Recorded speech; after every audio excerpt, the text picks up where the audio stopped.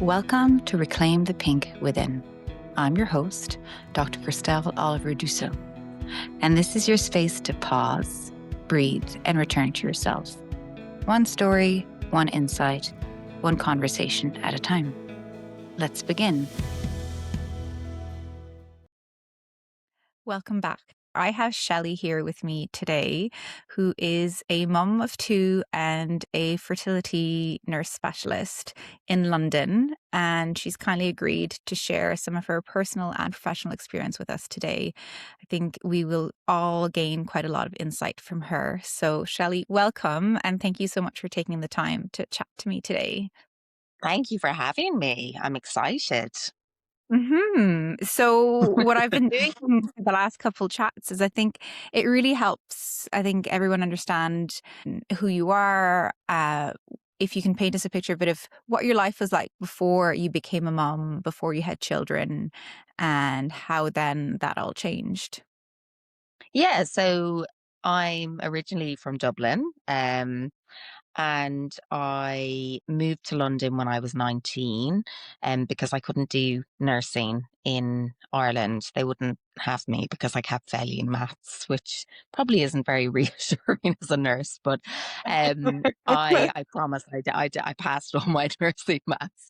But yeah, no. So I moved over when I was 19, and I qualified as a nurse and began working on the wards and quickly went into kind of women's health, and really enjoyed it on the wards and worked there for around kind of 3 years, and then decided I wanted to specialize in something. I kind of was sick of the long days, the night shifts, and that kind of work. Mhm. So I went into fertility nursing because I knew that would be more of a kind of 9 to 5, Monday to Friday. Um, Mhm. and then from there, kind of continued to work and met my husband, Liam. And yeah, have just kind of grew from there. And we kind of met when we were 25. And Mhm.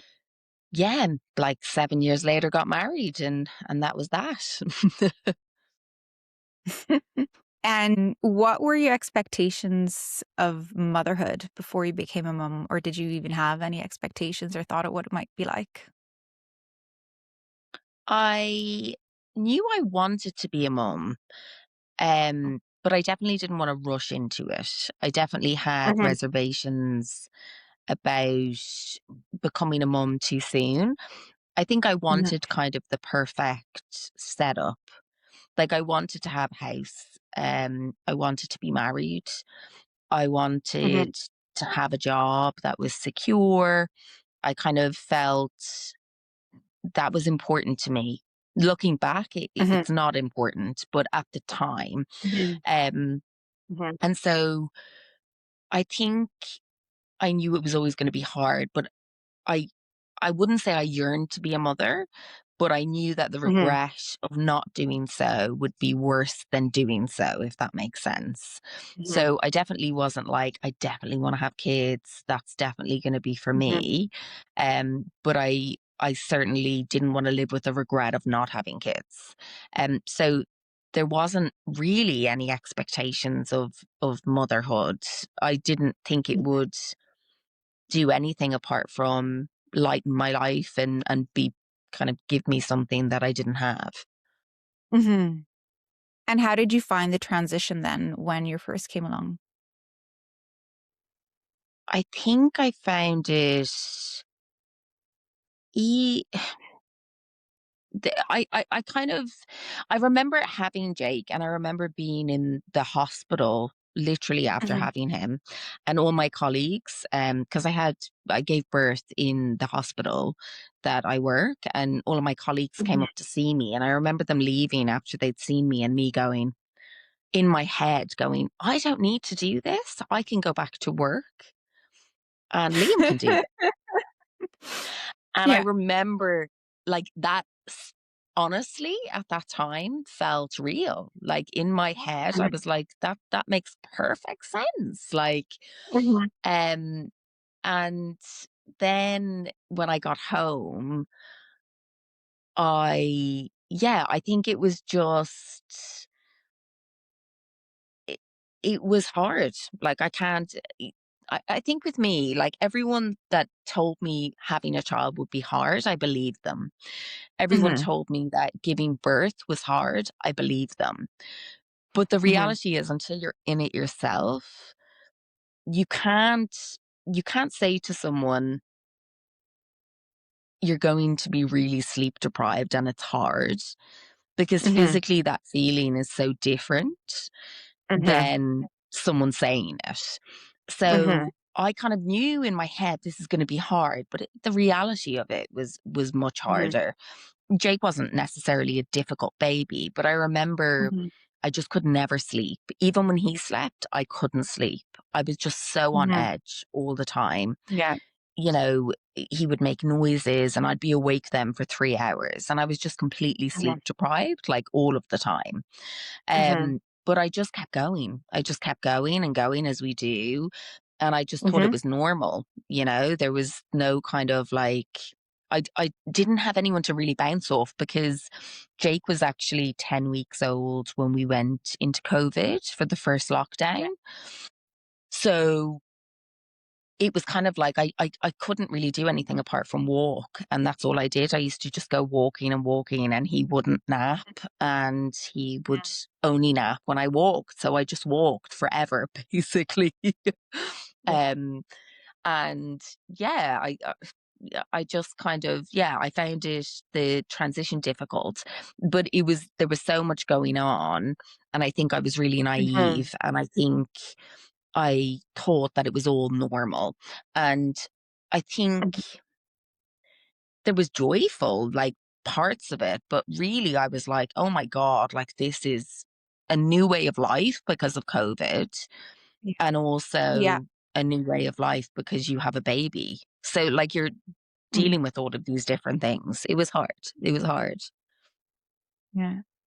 Did Liam get much time off? Or how did that work with your family unit in terms of So maternity I or think with paternity? Jake, yeah, I think with Jake, he got like a month off. So he got like 4 weeks. But then when COVID was coming, he basically, I think the day before COVID, he was like, I'm not coming in anymore, because he was like, I've got a Mhm. newborn at home Yeah. and I don't want to risk bringing COVID into the house, because none of us knew like what it was. Well, yeah, we had no idea what was Um, going on. Yeah. yeah, exactly. And I think then at 10 weeks, 12, 11 weeks, he started working from home. Um, Mhm. so he was actually around, but he was working.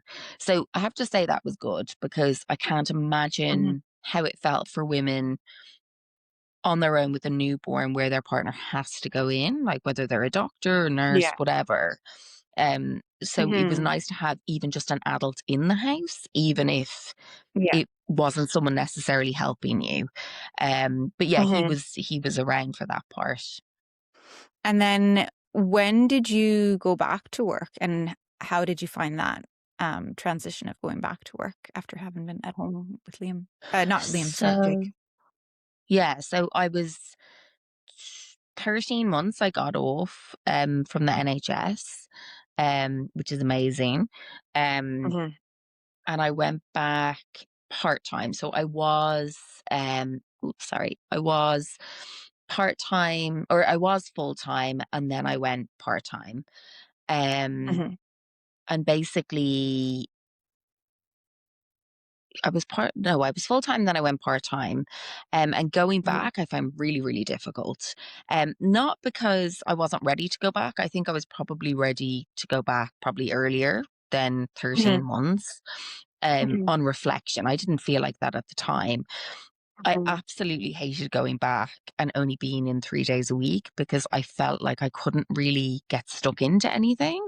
Like I felt Yeah. like I was half like nurse, half mother, and Mhm. everything was just shit. Like there was no kind of good Yeah. points of it. Like I'm just running around and everyone is getting the best of me, but I'm not feeling worthwhile at all. Um, Mhm. so that was hard. But my job is also really important to me. So Mhm. I was really lucky that when I went back, there was some consultants who kind of reached out to me and said, like, would you look after our patients Mhm. privately, like our private patients? And you Mhm. can do that whenever you want in your own time. Mhm.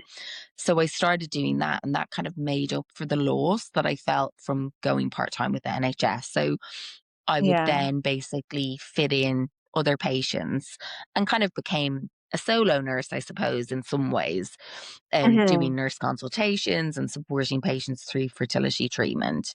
But I found, I mean, I still find it the hardest part of parenting is trying to work and have kids. Um, Mhm. and I just feel like our society entirely lets us down. And Yeah. it's like one of the biggest guilts that I have as a mother is being a working mother. Not Yeah. because I feel I'm letting my kids down, it's because society makes me feel that I'm always letting everyone down. So it's Yeah. like, if it's not, my work, it's something else, or someone's kind of saying something to kind of make me feel like less worthy or less of a good employee because I need to go to an appointment, or I need Mhm. to do something, or I need to leave early to get my kids. And I Yeah. had an interesting conversation about, you know, that whole kind of thing recently. And kind of was told like everyone has to compromise. And I just really don't think that I should have to compromise between my job and my kids. And I Yeah. actually feel like I can have it all if Mhm. you allow me to have it all. Like, the reality is that I work harder than most people that don't have kids that are full time versus me part time with kids, because I proactively Yeah. make a point of doing so. Um, and Yeah. I think actually, quite honestly, even women are actually the worst ones. Like, women versus women, we're kind of Mm. harder on ourselves than actually men. Like, I don't think men have the Mhm. capacity, not in a bad way, but to Mhm. even like gauge what's going on, because there's so much in our brains, like juggling constantly.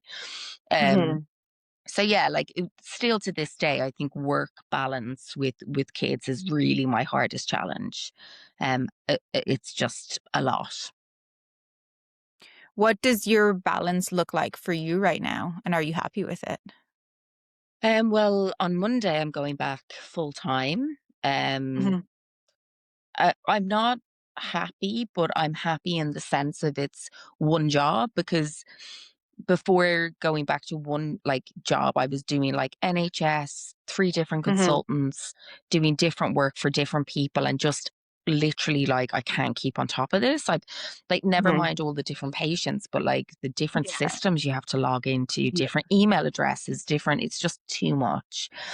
Yeah. So now I'm going back just to one facility where I'll be full time. And I feel Mhm. happy. I feel excited because I'll be lead nurse. It's a Mhm. job opportunity that's come with one of the consultants that I was working for Mhm. individually. And I'm excited for him and excited for me and excited for the people that I'm working with, because we're trying to bring a kind of new, unique, I suppose, side to fertility treatment, because we Yeah. all have so much experience with infertility. But I Yeah. also feel scared Mhm. because I know the demand that's going to be on me and what I can fulfill.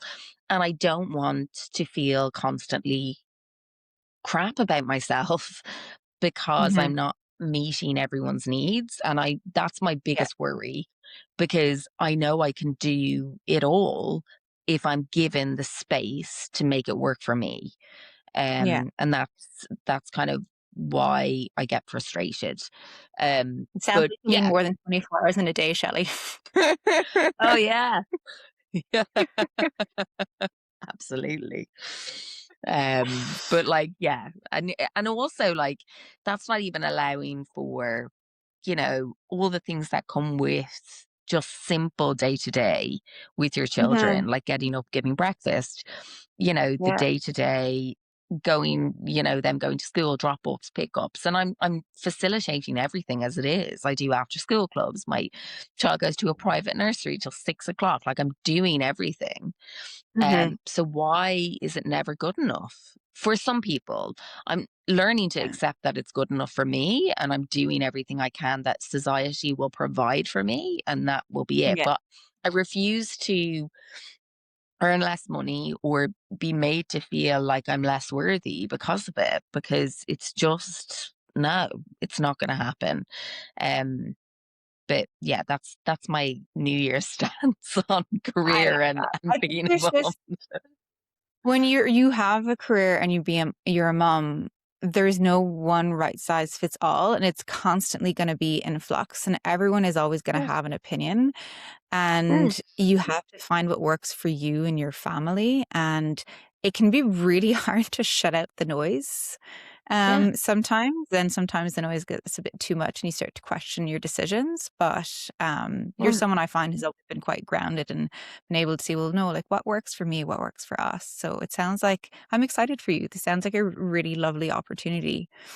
I want to circle back because we haven't had the chance to talk about your second pregnancy, and I know a mm, lot happened after your little girl was yeah. born.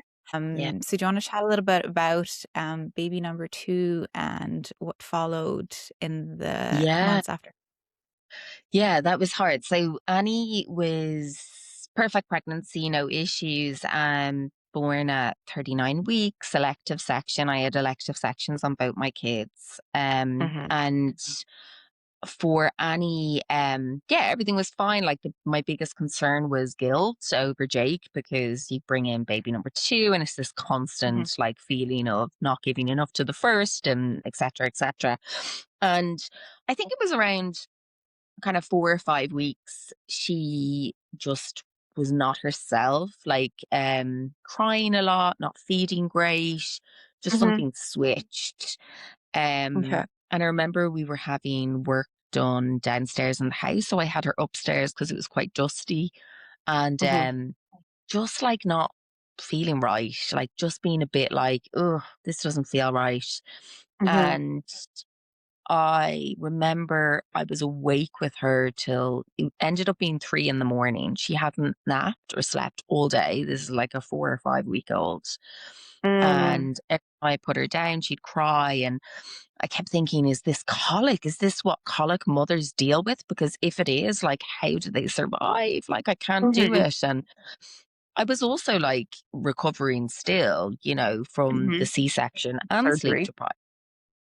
Um, And I remember just waking Liam up and going, you have to take her to the hospital because I'm literally going to collapse. I'm Hmm. so tired. So he took her to the hospital and they just said she had colic. Mm. And he came home with her. And then it just continued. And the following day, I was calmer. But Hmm. then I went You to had bed said. early. Yeah. I went to bed at like 9, I think, and I said she was asleep with Liam. Like, Hmm. downstairs, she had like one of those sleep nest things. And Hmm. it got to around 10 and I was still awake. And I texted him downstairs and I said, just do her temperature before she goes, like before you go to bed. Hmm. And he did, and it was high, and she was so quiet. Hmm. And I think my gut was going, oh, yeah, she was really quiet Okay. today. That's a bit weird. So then he went Yeah. straight back up to the hospital. And obviously, a newborn with a temperature, they're just going to like kick it all off, lumbar punctures, Yeah. everything. Alarm bell. Yeah. Yeah.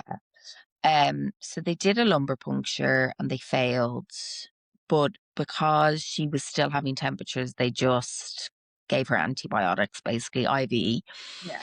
and then they repeated the lumbar puncture a couple of days later, and it came back that it was bacterial meningitis.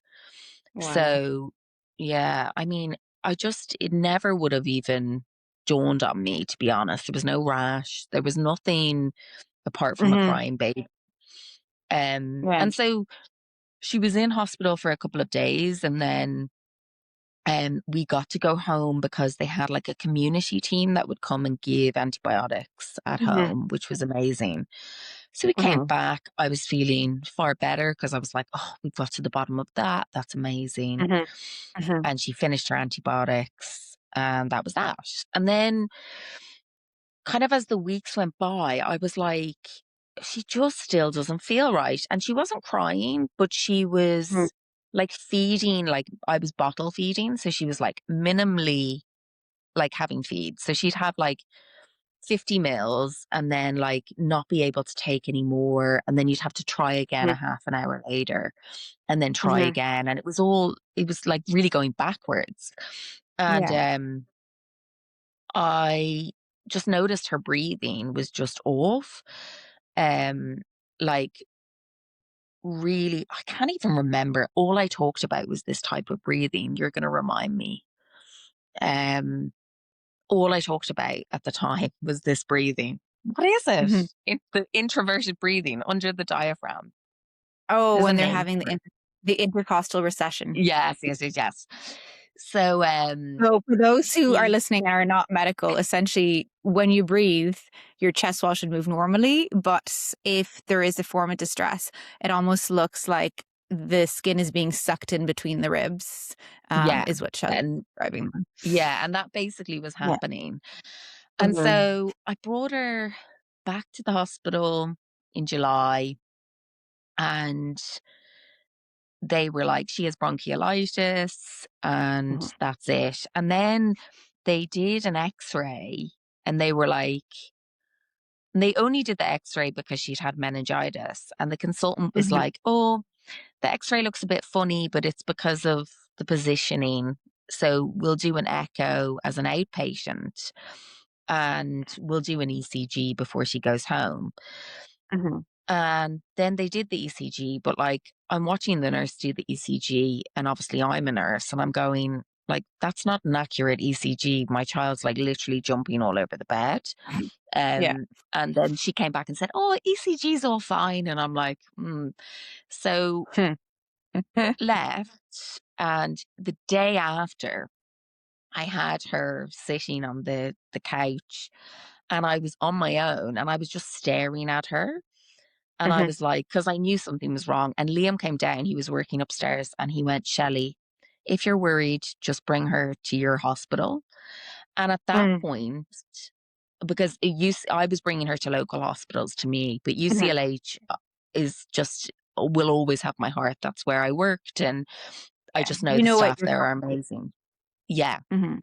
But also, I needed that push from him because at that point I started to feel like an absolute psychopath Mhm. because I felt like everyone was like, she's fine. And I'm like, no, she's not fine. And then it's like, you're just kind of in your head, like, I'm still so You early in this pregnancy yeah, you or start to like second guess postpartum. your instinct. It's that Yeah. intuition you have, and Yeah. I think there's a layer of complexity when you have some training in healthcare and you're a Mm, mom and you know kind of a little bit too much. You're like, "Am I overthinking this or am I yes. minimizing this?" And it's really hard to Mm, gauge where you're at. And yeah, sometimes having your partner being like, "Just go and listen to your gut," yeah. is what yeah.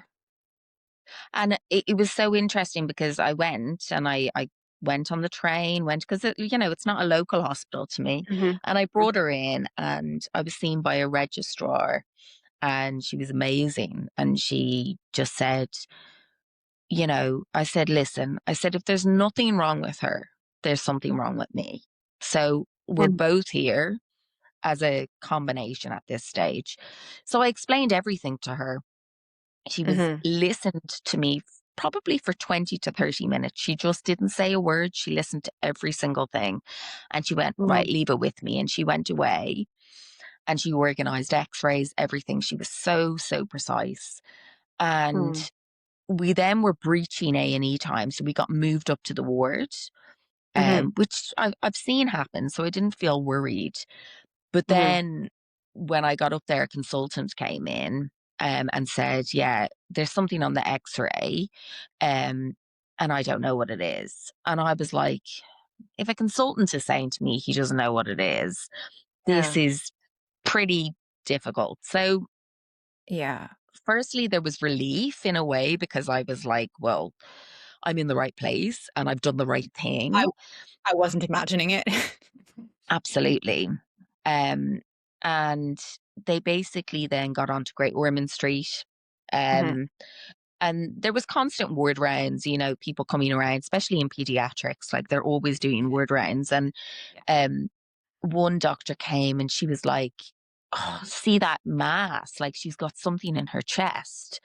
And I Mhm. was like, I haven't seen that. And she said, Yeah. get down on your hunkers and look at her chest. And I did. And there was like this big rise on like her left side. Like, and so they Okay. were like, we're going to refer her to oncology because this could be like a cancerous Oh, mass. So I'm like, what is going on? Spiral. Yeah. Totally. So Yeah. then they got one of the neonatal consultants to come down and do an echo. And Mhm. that was like when everything just kicked off because I went downstairs and I came back up and he was doing the echo and I walked over Mhm. to the machine and I went, what's that? Because I was looking at a heart with four Mhm. chambers and one of those chambers is massive. And I'm like, Mhm. that's not normal. And he was like, no, it's not normal. So Mhm. we then got like an ambulance straight over to Great Ormond Street Hospital. They were Mhm. absolutely incredible. As everyone knows, like they're just the best hospital. Yeah. But it was literally like we went in, Yeah. they're like doing an echo on her because they want to do an echo. She's vomiting.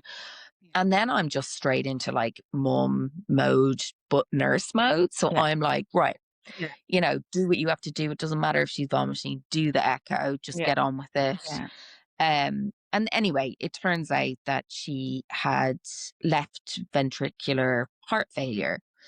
Mm. Um, and they didn't know why. But it Mhm. soon came to light, basically, that this was all as a result of her meningitis, and she had developed myocarditis, which Wow. then led to that. So crazy, Mm. absolutely crazy. So thankfully, Yeah. whilst we were in there, she responded to IV medication, no, oral medication, because the next step would have been IV. And then after that, it's transplant. Like there's literally nowhere to go. Mhm. But Thank she responded well. So that was amazing. But being in there was surreal and kind of, you know, you're on a ward where people have got Berlin hearts. There are babies waiting for transplants. So you're in Yeah. this surrounding of going, this could be me, because all they kept telling me was, we don't know what's going to happen. You Yeah. know, that's all we can tell you. And I understood that, but obviously, how do you process it? Yeah. How did you manage the uncertainty during that time? I don't know. I think you just did. Like Mhm. I don't think I managed anything. I just kept showing up. And I think Yeah.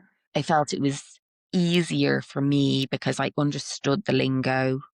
I understood the Yeah. machines. I understood everything. Like there was nothing that kind of was sorry.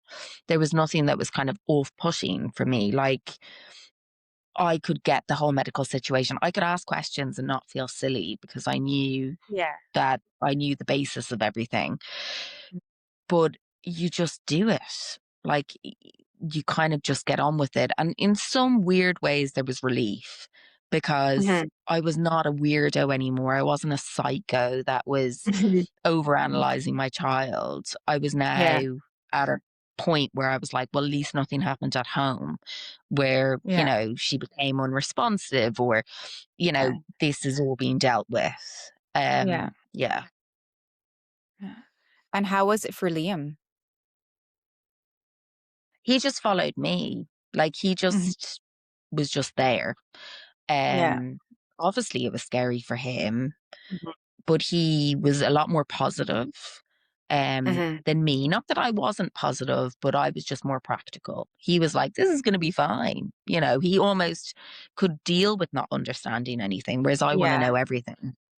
Yeah. So he was like, this is fine. We're in the best place. She's going to be sorted. Yeah. Um, so that, I mean, that part of it was the easiest part. I think the hardest part was the following bit when she got bronchiolitis, actually got bronchiolitis. Um, With heart failure. because with heart failure. Okay. And that became really serious really Mhm. quickly. Mhm. And I ended up back in UCLH again. And like Mhm. when she arrived, her SATs were like 70 something. And like Mhm. she was just poorly, and they ended up bringing anaesthetist in. We might need to intubate her. They had to Mhm. get like an ICU ambulance. Mhm. Um, and I was just at that point, I was just, I don't know. I was just like, I feel like I was a horrible person to some of the staff, because I was like, I found like some of the nurses, especially, they were like, are you okay, mom? And I was like, oh my God, like, are you like the gravity of this? And they were only Yeah. being nice, but I was just like not in the kind of state to deal with it. Yeah. And the month before, so in the September, my mum had been diagnosed with brain mets, and they didn't know where the primary cancer had come from. So this was her secondary. Um, and she was literally in hospital like a week by the time Annie went into hospital. And So so I sick was mom, dealing sick with, baby. yeah, and also a sick mum where like I knew the prognosis wasn't good, but Yeah. my brothers didn't really like, and I knew like she's going to die. And my brother kept saying to me, you need to come back. And I was like, I can't leave my child. She's in ICU, like Yeah. on like CPAP, like at any point she could be ventilated. Yeah. And so when Annie was discharged, eventually from that situation, and thankfully her heart didn't deteriorate or anything. Mhm.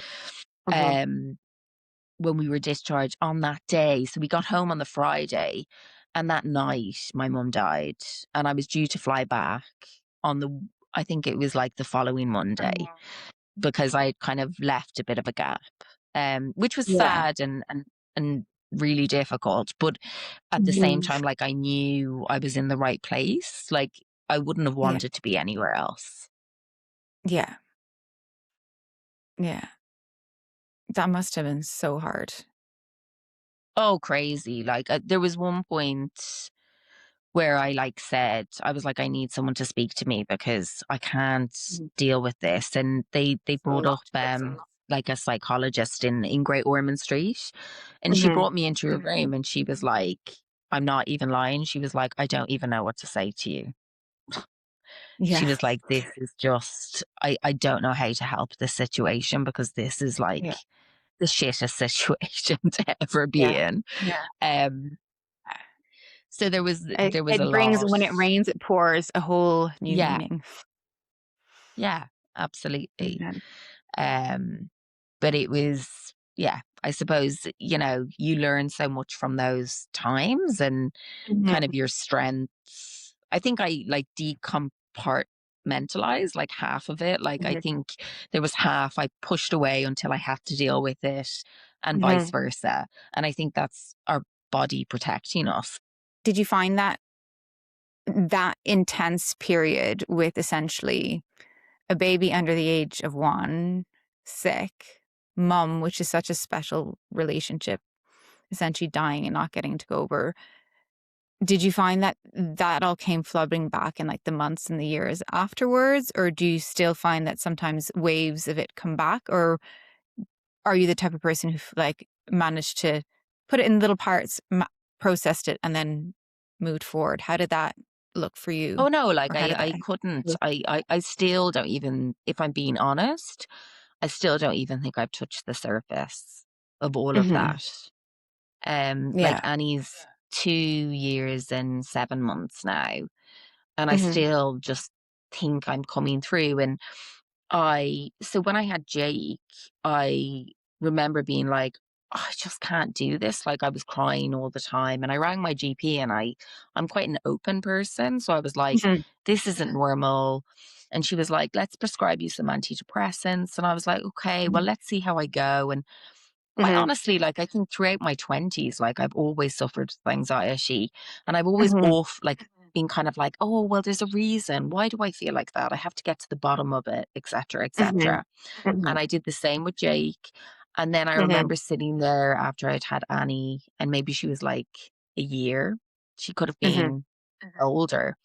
And I just was like, I'm starting antidepressants and I'm starting them Mhm. now. And I had a Yeah. private GP that I called because I knew I'd Mhm, talk myself out of it. And I mhm, called them and I was like, I need to start today. And he sent me a prescription and I mhm, went and got the tablets and literally started them. mhm, And I still feel that was the best thing I ever did. But at the same mhm. time, I still feel that that is pushing down a huge amount of what I'm not dealing with because Yeah. it is taking the edge off and there is that numbing. And Mhm, I think, you know, in time it will come. And I think, you know, not to go into it really, but like with my family in Ireland, so much has happened. And mhm, there was just so much of a breakdown. And mhm, basically, I don't talk to any of them apart from my sister now. And that's mhm. devastating because it came so late in life rather than like a Yeah. breakdown early in life that you get used to it. So, Yeah. like with that and having two young kids and a career and all of the rest Mhm. of it, I just feel like there's an element of me just in survival mode and just pushing Yeah. through. Yeah. Um, but It's I'd like be you haven't had the lying. space or the time Yeah, to there's actually. absolutely, that's exactly it.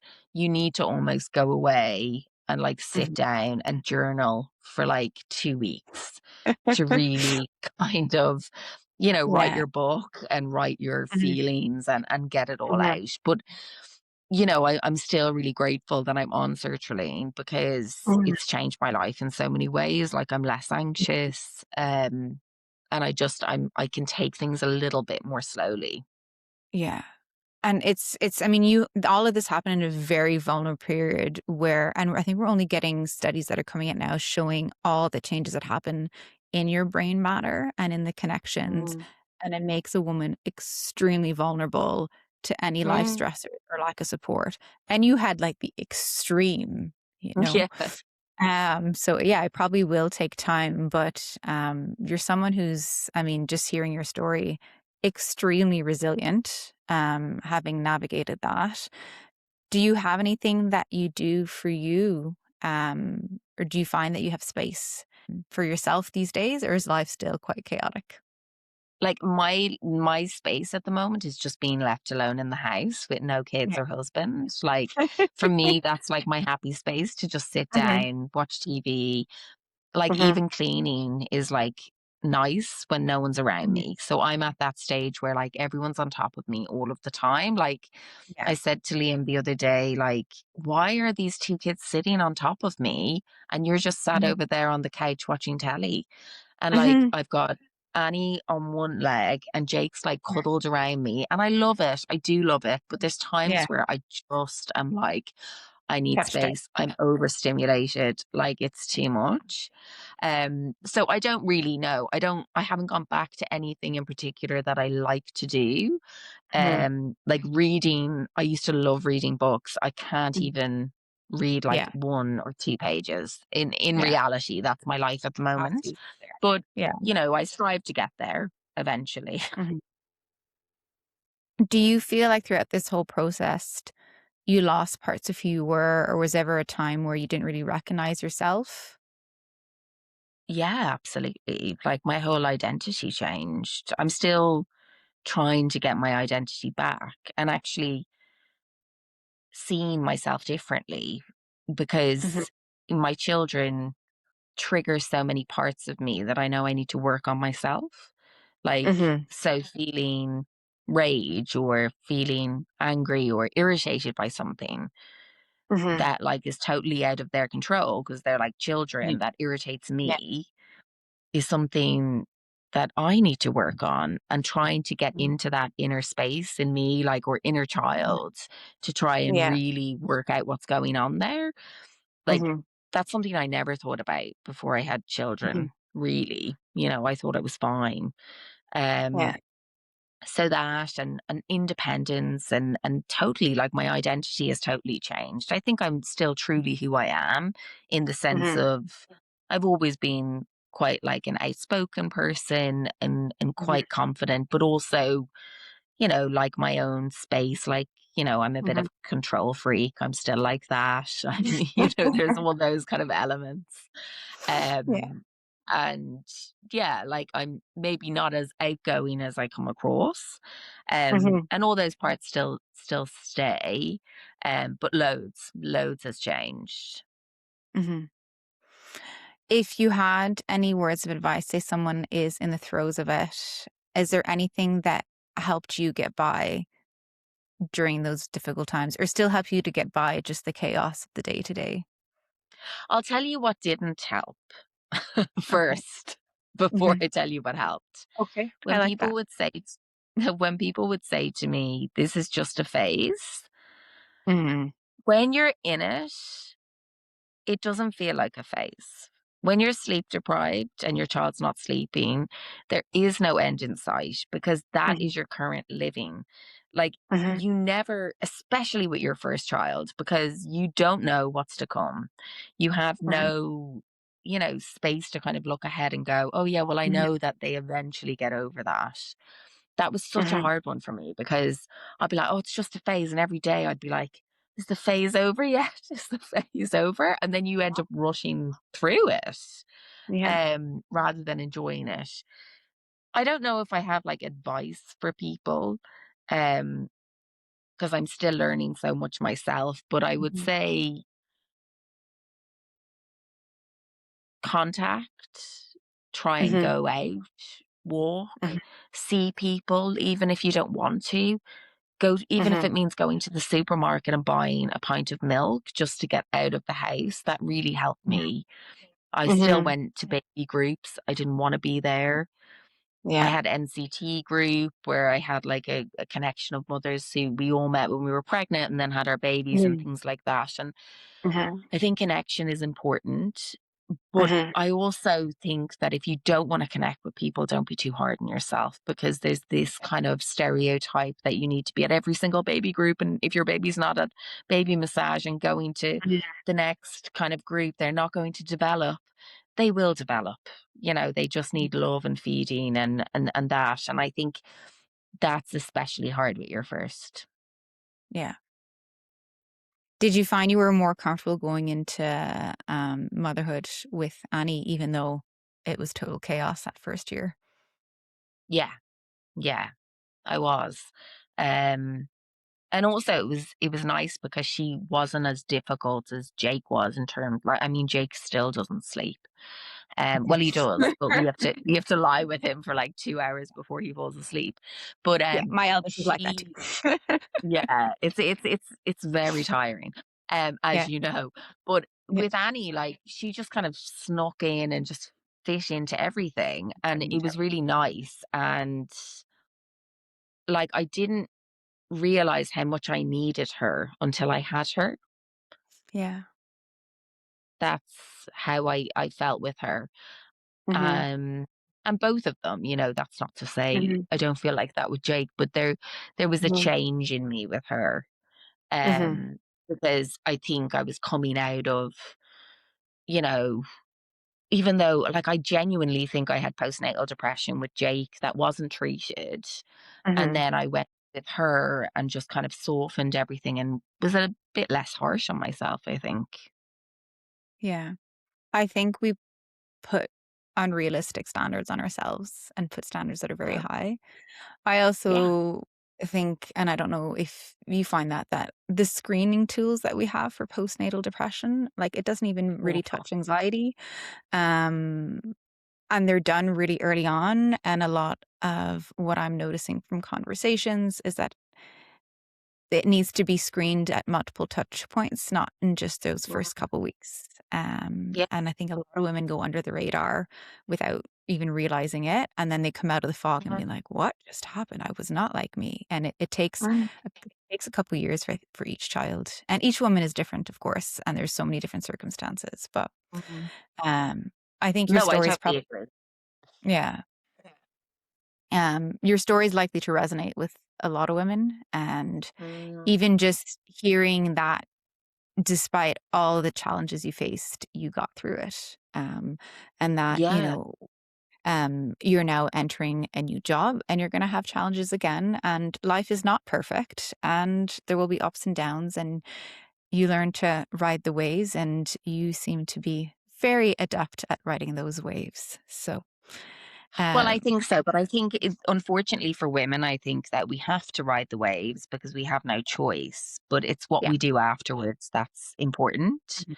and how Yeah, we speak up and help each other and talk to each other. yeah. So I think with that, um, I will leave it. I look forward to hearing about your book. You mentioned it in passing. So when the time comes that you feel ready to write down your experience, I think it'll be something definitely worth reading. So thanks again so much for sharing so openly your experience with us today. And I look forward to hearing what others think. And if you have any questions, feel free to reach out. And I wish you all the best with your new job. Thank you. Anybody going to see you is very lucky to be in your care. Thank you for having me. Yeah. Take care. The information shared is for educational and general informational purposes only. Although I am a medical doctor, I am not providing medical, psychological, or professional advice specific to you or any individual. This podcast does not establish a physician-patient relationship, and the content should not be used as a substitute for personalized medical care, mental health support, diagnosis, or treatment. Always seek the advice of your own physician, mental health professional, or qualified healthcare provider with any questions you have regarding your health or well-being. Thank you so much for spending this time with me today. If this episode spoke to you, I'd love for you to share it with another woman who might need it. And if you feel called, leave a rating or review. It helps grow this community. Remember, you are not lost, you are becoming. I'll see you next time on Reclaim the Pink Within.